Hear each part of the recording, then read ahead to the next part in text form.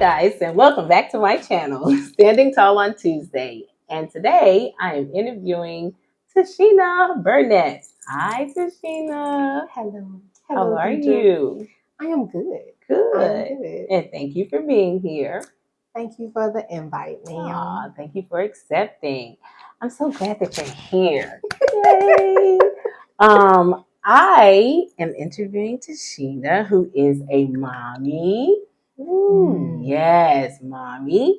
She's a wife. She's a friend. You like, yes, she's a friend, a sister, a daughter, a prayer warrior. Jesus. Yes. These descriptions. A praying mama, a business owner. Oh, Ooh, Lord. yes, Lord. Look, a scholar. Like, God. Yeah, she's super smart, y'all. Sometimes, let me tell y'all something. She be talking and I be like, and I don't know what you're saying, but okay. That's how smart she is. I just be like, oh my God, I love her so much. But Lord. Yeah, You are she is good. Yeah, she is good people who I love so much. So thank you so much. Thank you for being here. Thank you. Oh my goodness. So, Miss Burnett. Yes. I really want to get into like how long we've been knowing each other, and we will get into that. Mm-hmm. Yeah, we definitely will.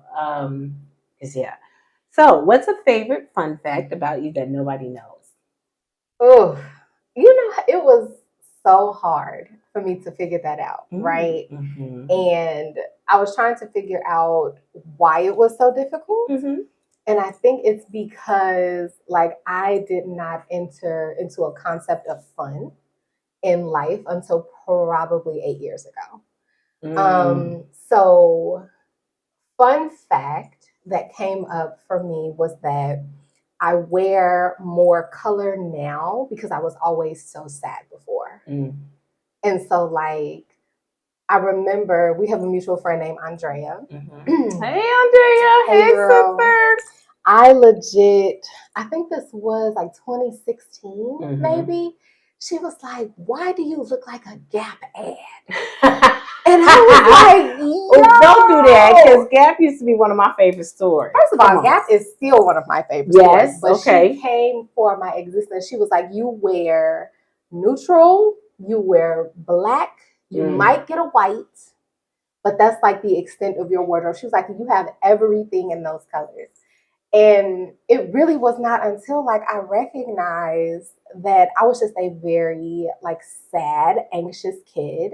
And then I became an anxious adult until as of late, where that's no longer the case. But like, yeah, I wear color because I'm actually joyful now.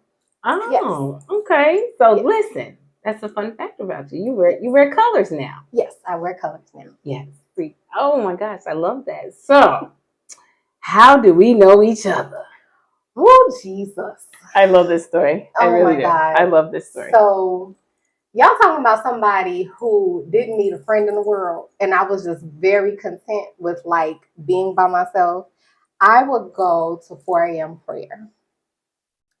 And there was just like a travail that Deidre had. And I was like, whoa, like somebody else shouts to God like the way that I do it.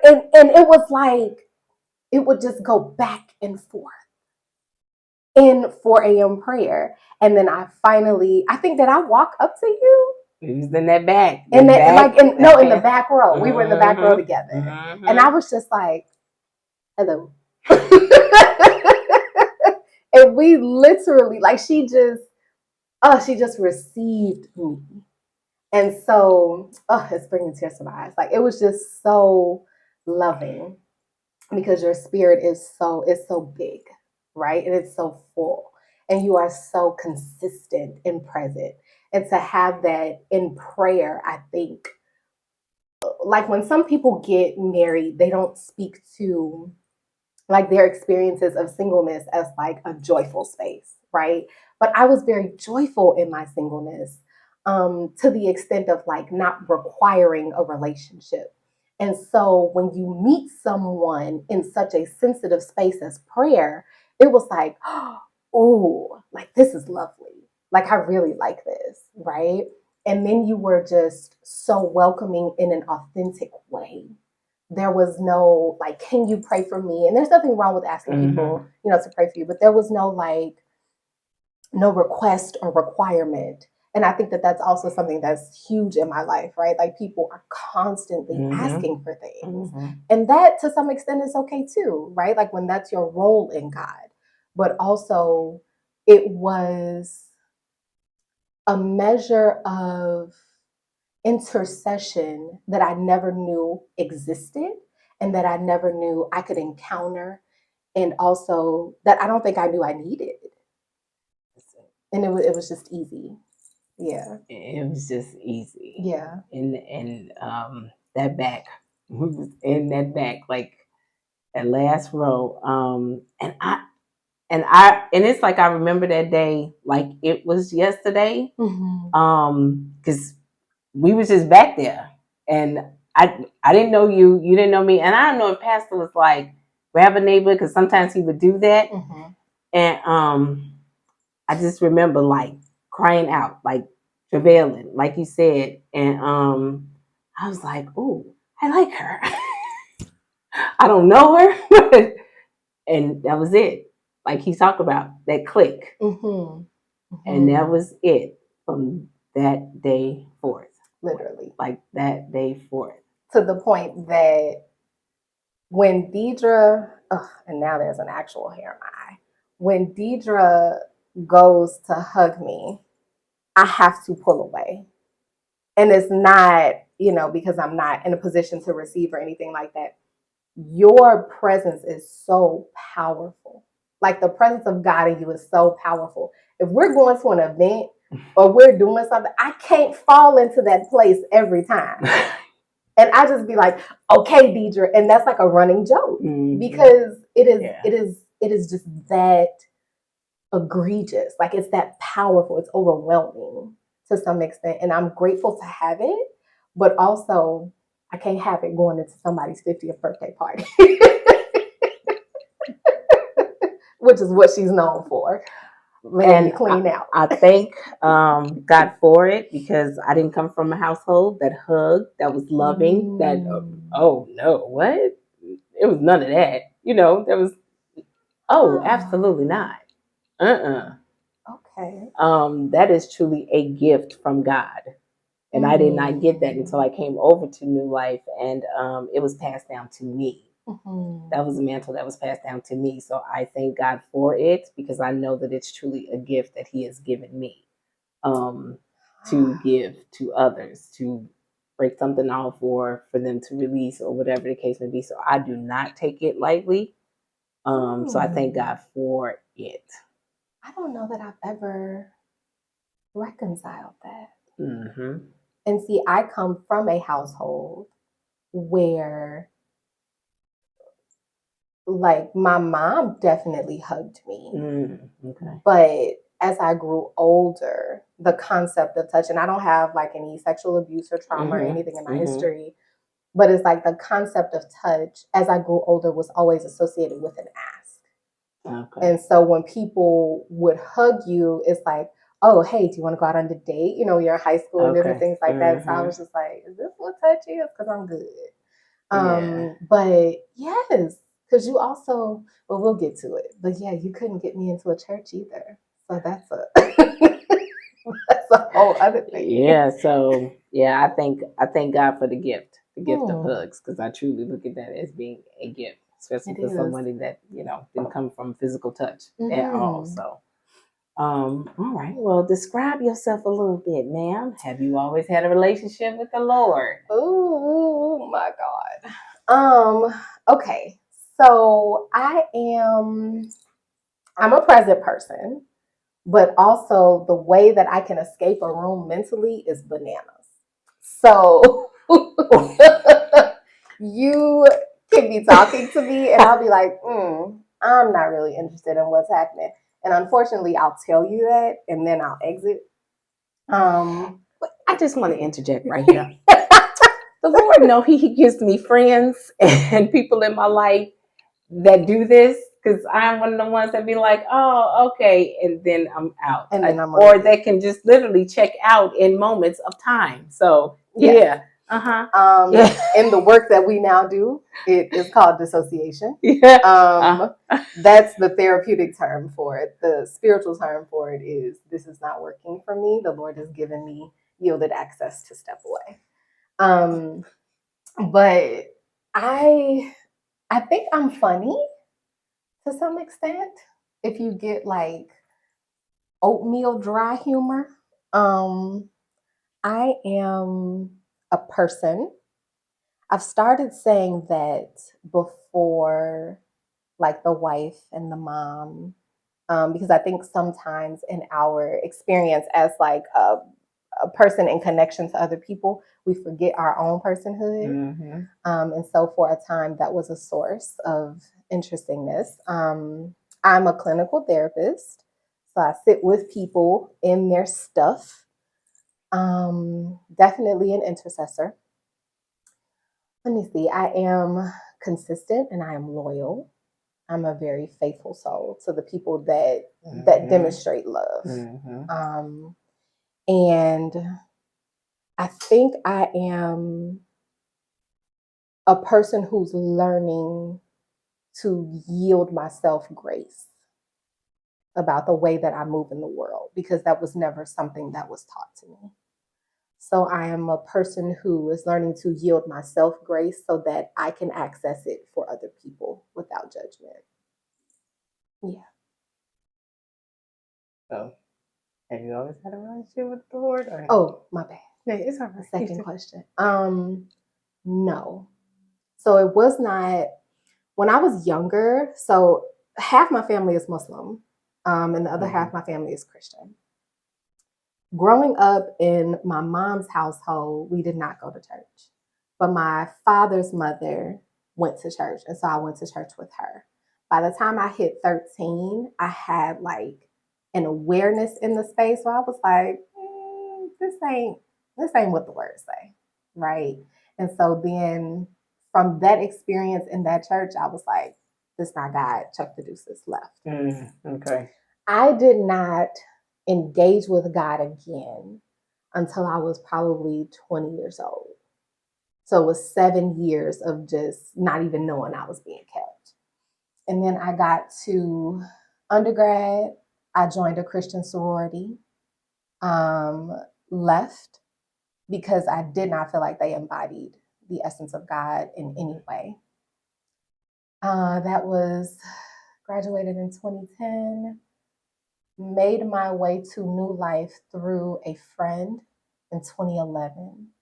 And from 2011 onward, I was snatched up. Because New Life is where I met God.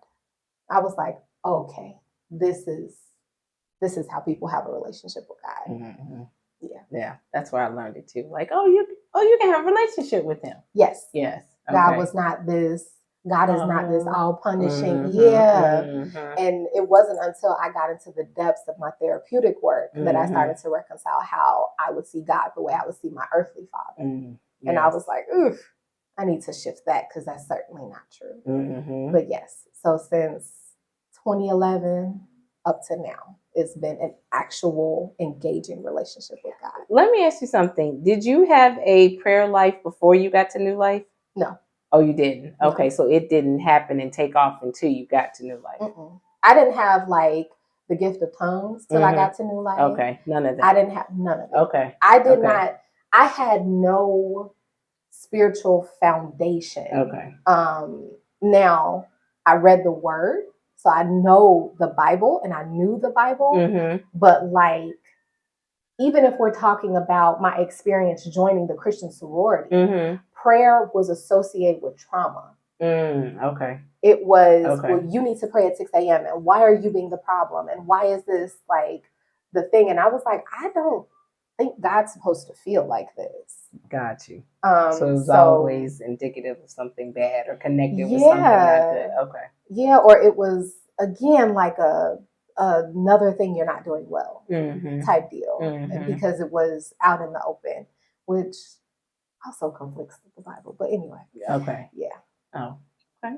So your gifts were stirred, and Yes. you learned about them at okay, got yes. it. All right. Because I didn't even know I had a gift of prayer. Okay. Like I didn't know that until somebody else called it out.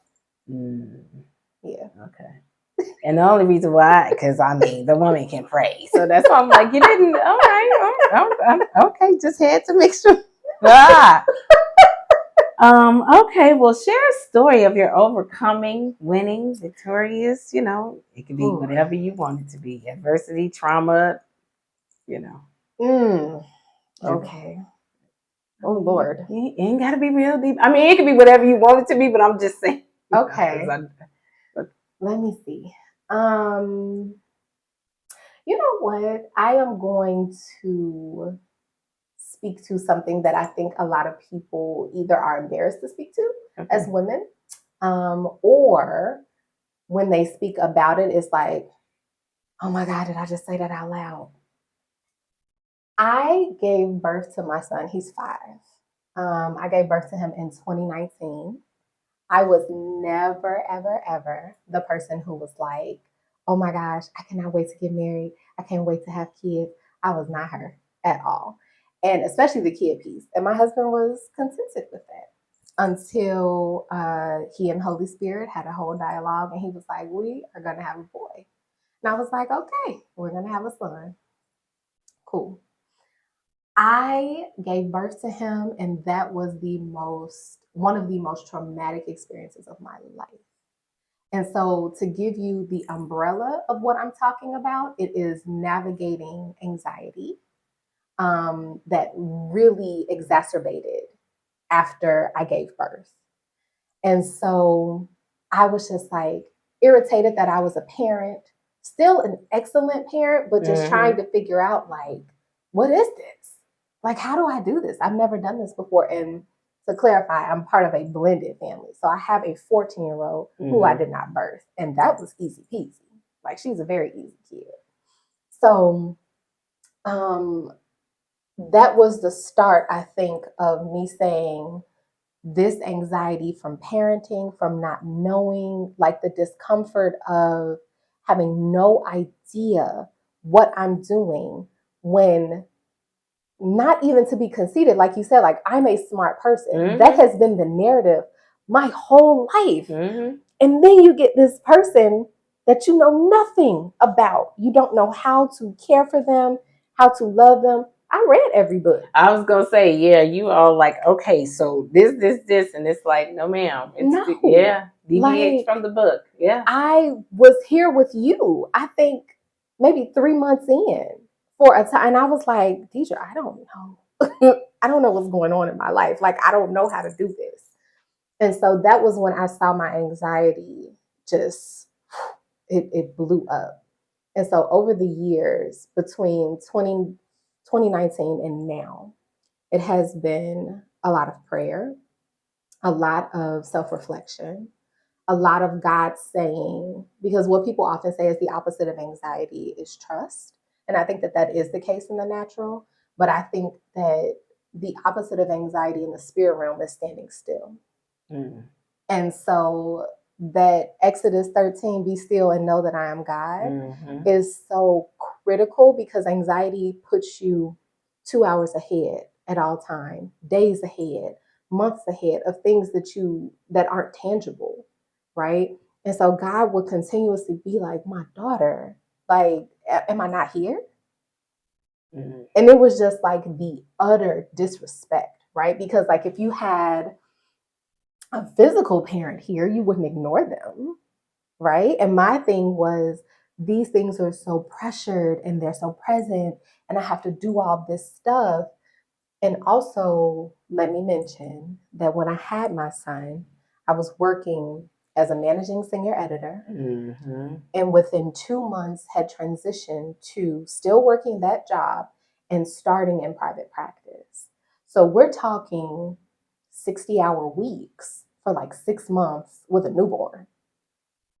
And I was just like, anxiety through the roof while I'm watching my clients heal, which is just like a major juxtaposition. That didn't even make sense.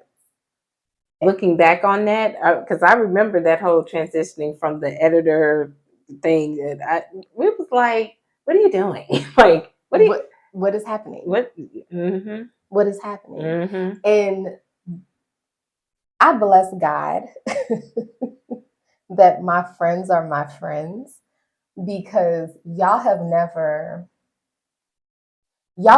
said, what are you doing, with condescension, Right. with judgment, with you are the baby of the group. This can't be how you're moving your life. It has been, we know God is going to hold you and keep you. We are going to pray for you. You're going to have some difficult moments, and we'll still be here. There has been a consistent showing up in love, because y'all are my family, right? And so between you all, between corrective verbiage that was not harsh, because I literally just posted something on my Instagram. I was like, you do not have to speak harshly to me for me to get the point. Mm-hmm. You can be soft, and I promise you I'll get it. I don't need to bump my head. You all were just consistent with me. And then I had to start to listen and pause. And God would be like, okay, so you're grateful that I gave you this title of intercessor, but like, are you interceding for you? Are you listening to the headship I gave you, like in your partner? Are you sitting with me and reading my word so that I can tell you, like, babe, I love you so much that thing that you're concerned about is not even a thing, like at all. And it was just very hard for me to like understand that, knowing that like I come from a place in childhood of a lot of emotional abuse. So it was, this needs to be perfect. That needs to be like that. Mm-hmm. That needs to be. So that breeds anxiety, right? And then you're like, oh, I got to depend on a God that I don't physically see every day. And then God even corrected that. He was like, how dare you disclaim my manifestation of love for you, right? So it's just that anxiety piece through to this day. I have such strange ways to combat it. So like in my office, if I feel like a piece of anxiety coming up, I talk to it. Oh yeah. And I'm like interviewing it. And I'm like, where did you come from? Like what just happened? Like, why are you showing up? What's happening? Nope. Like if I am seeing 5 or 6 clients in a day, I have a dog bed in my office. We don't have a dog. I'm like, wait, what's the dog bed for? We do not have a dog.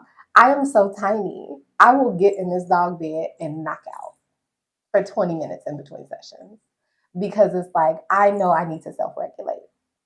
The other piece too is like this idea, like that 2 Timothy, like God has not given us a spirit of fear, but a power of love and a sound mind. That sound mind piece is so critical, because that is literally the opposite of my family system. Like when I tell you schizophrenia, generation after generation after generation, like that thing be waiting.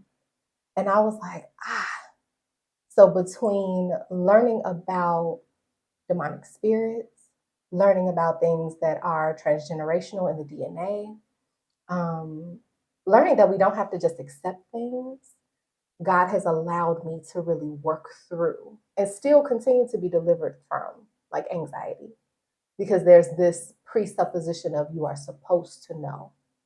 And then I have to tell myself it's okay that you don't know. And it's reflective of that moment, not me as a person. So yeah. Okay. Well, you did give us some of your like favorite scriptures, but like, yeah, what are your like real favorite scriptures that you like stand on? Oh, definitely Numbers 23:19. God is not a man that he should lie, nor the son of man that he should ever have to repent.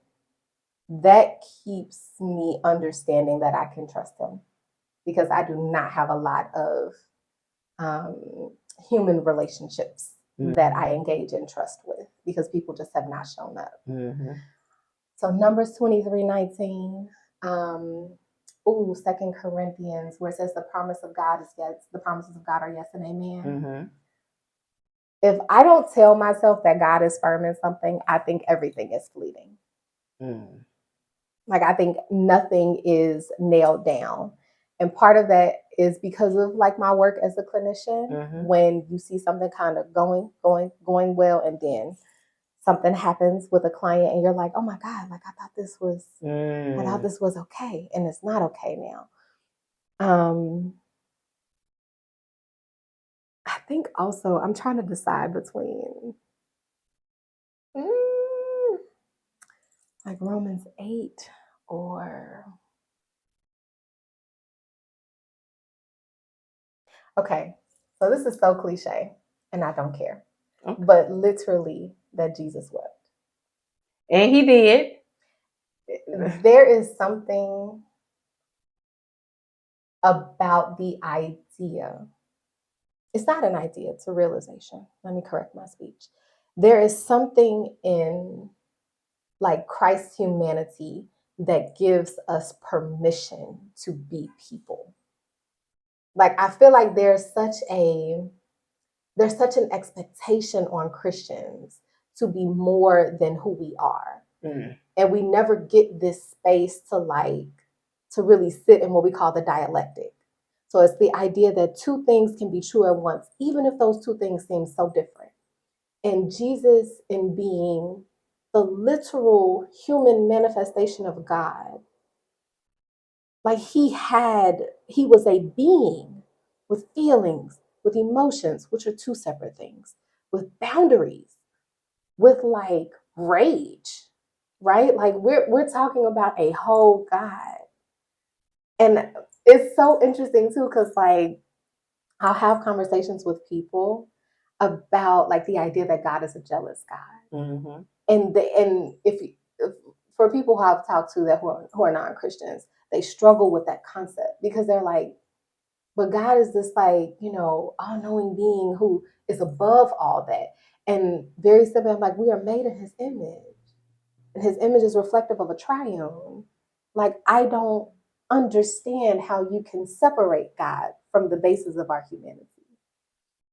So, yeah. This is the part I'm talking about, y'all. When she be talking, I'll be like, yeah, okay. You know what? I'm just saying, this is what I'm saying. I'm just so intellect, but I love it. This be my brain. I know. that'd be her brain. But I get it because I'm all like layman's terms, but okay. I love it. No, that's you though. But hey, I love it. But okay. I thank you. So what would you say to other women that have gone through or are going through the same things that you have encountered? Oh my goodness. Okay. Wait, which things? Something, anything. I don't know. I would say first recognize that there's an issue, whatever the issue is. Depression, anxiety, because I think too, like after I had my son, I kept trying to assess, and as a clinician, we do not assess ourselves. I promise y'all we don't, because we're terrible at it. Especially when you're in grad school, you'll think you have every disorder in the book, which is not true. I thought to some extent that I had like postpartum depression, and I did not. It was anxiety, and it was terrible. I would say understand and acknowledge if you start to have thoughts that feel abnormal or feel like they are not your own thoughts. Address it immediately. Get a therapist. I would also say to like go sit in a quiet place with God. And people say that, but they don't give us instruction. We were talking before we started in this interview about like the type of therapy that I do and why I love it. And I love narrative CBT and solutions focus because there are tangible things. So when I say go sit with God, I literally mean like if you have a fear, find scriptures associated with fear and then pray those scriptures and then ask God to make them manifest in your life and have them be recalled to your mind. If you are navigating like concerns about not wanting to be where you are or not wanting to be here, have that conversation with God and be like, okay, I am aware of the fact that the devil only has access to what we can say and or what we say and what God allows him to do because he still has to ask for permission to act in the earthly realm.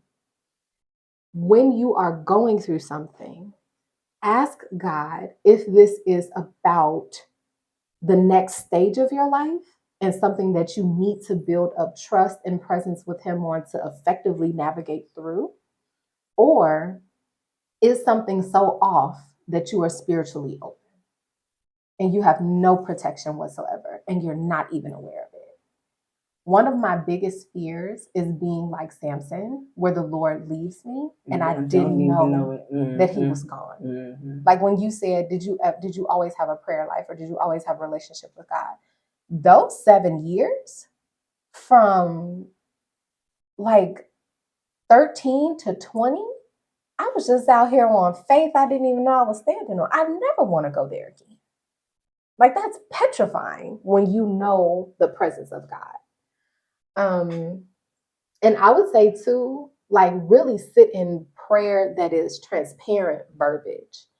Pray the word because God is responsive to the word.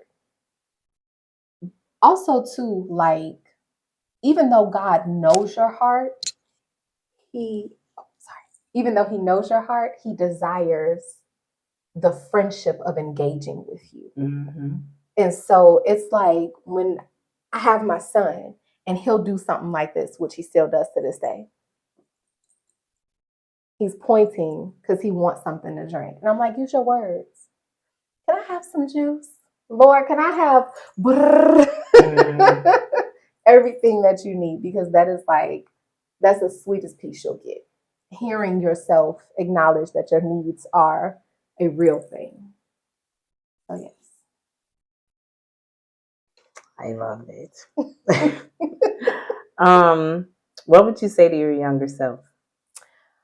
Oh, not the tears. Jesus. To my younger self, I would say, even though you don't feel safe, you are okay.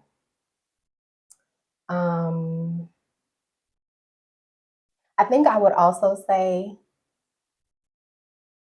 this will not be your forever, but this is setting the foundation for you to literally move mountains in people's lives. And I would also tell her that it is completely okay to make mistakes because that is one of the biggest things I think that I struggle with acknowledging as being fact, even to this day. So I can make mistakes, and the mistake is the thing. It does not mean she's broken. It does not mean that, I'm not smart. It is literally that you are a person. So I would tell her that because then that helps to shift away from the idea of like breaking things. Sorry, friend. I was like, it's okay. It was going to dry. Thank you. But yeah, I would tell her that it's okay to make mistakes because I feel like I am probably just learning that at, let me see, 36, so 31, 5 years that I've started to get close to that idea that that's okay. Yeah. And it is. It is. So is. What's next for you? Ooh, what is next? I think expanding my private practice because I want people to come to the Mending Corner and really feel loved and cared for. And those are not words we use in the therapy space. I want people to work with Black and Brown clinicians and feel like, okay, I'm not losing it. And there are options for me to like work through stuff. So I want to expand the practice. I think also too for me, I want to travel more. So I'm planning those things. Like I'm literally taking a trip in a month that is crazy because I just took a trip in May. And you loved it. And You had a good time. Had a good time. Yes. It's needed. I think also too, I am doing more like personal study around like spiritual warfare. Because we're not learning it in the church. The church is not teaching it. And that thing is real big. Very real. Like we're talking about the other day I was reading something that was talking about like the 9 types of angels. And I was like, what? I was like, seraphim, cherubim. Those are it. And I was like, no, ma'am. Whoa. So that learning about dreams, learning about like I was telling my husband if I could sit on somebody's country Georgia porch and just read books all day about the organization of heaven, about prayer, like I want to study. And so my husband was like, "Are we going to seminary?" And I was like, "No." I didn't say that. I said. But I don't know. I want to rest and learn. Like that's literally what I want to do. So I think that those are next. I need to figure out how to do that in my life. Yeah. That's expanding the practice and having. Oh yeah. Oh, it'll be done. It'll be done. I was like, having other people show up so that I can do the work. But you know what, too? And in expanding the practice, I told myself, until I get to maybe like another 20 years from now, I'm still going to practice. Oh, yeah. This is something that you love to do. Like, even if it's like 5 clients a week, I'm still going to be a practicing clinician. I can't. The idea of stopping is like, I'm not touching it. So, yeah. You still want to do it. Okay, well, that's the end. Oh, yeah. See, it don't be long. It don't be drawn out because that's not it. Because it's still very impactful. Yeah, it's still very much impactful. Oh dang! Yeah, I know. It's still. I'm so used to like podcasts that's like 2 hours, 2.5 hours. I see. Tap out. What did you call it? Like dissociation. Yes.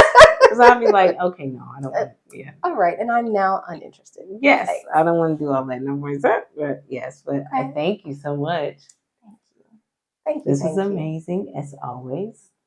I love you so much. I'm grateful. I love you too. Oh my goodness. So thank you guys for watching this series of Standing Tall on Tuesdays. And with my sister friend Tichina Burnett. And like, comment, subscribe, whatever you want to do. But return, watch again. So thank you.